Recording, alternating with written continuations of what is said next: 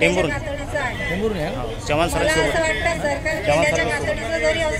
Chavan sir Dnyaneshwar Chavan त्यांच्या शाळेवर काढून जेवढी कातडी निघेल तेवढ्या जे काही सांगा काही बोला ते ग्राउंडला येत नाही।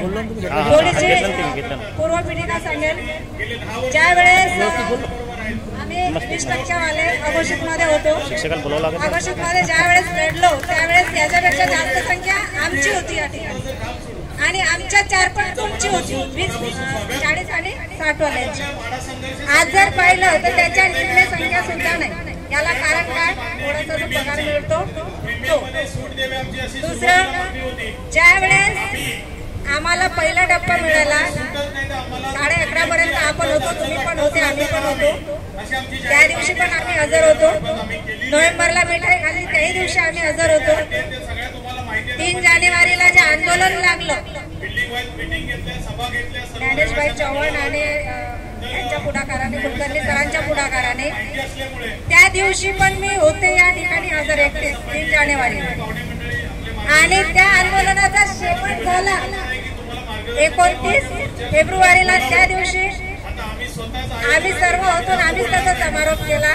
आदरणीय रंगारी सर होते, जामनिक सर होते, रहाटे काका नेहमीच असतात, आपल्या सर्वांचा बाप माणूस म्हणजे रहाटे काका, ते नेहमीच असतात, ते होते।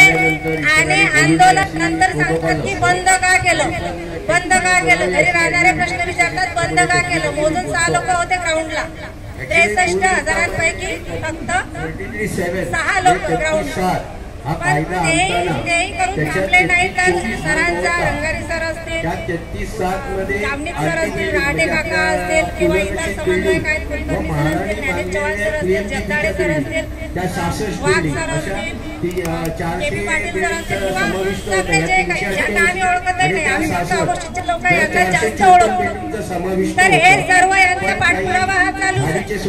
पण झालं काय, घरी बसणाऱ्या लोकांचे प्रश्न काय असतात, पुढाकार ज्यानं घेतला त्याला सोडायचं आणि दुसऱ्याचं विचारायचं, हा आला नाही, हा का आला नाही, तो आला नाही, तो का आला नाही, अरे पण हा आला नाही, तो आला नाही। जर शिक्षण मंत्र्यांना सुद्धा आपल्या संख्येची गरज पडते, हे तर सारे समन्वयक आहेत, समन्वयकांना आपल्या संख्येची गरज पडणार, संख्येशिवाय शिक्षण मंत्री सुद्धा आपल्याला अनुदान देऊ शकत नाही। शिक्षण मंत्र्यांना जर आपली गरज पडते तर समन्वयकांनाही गरज पडणारच आहे।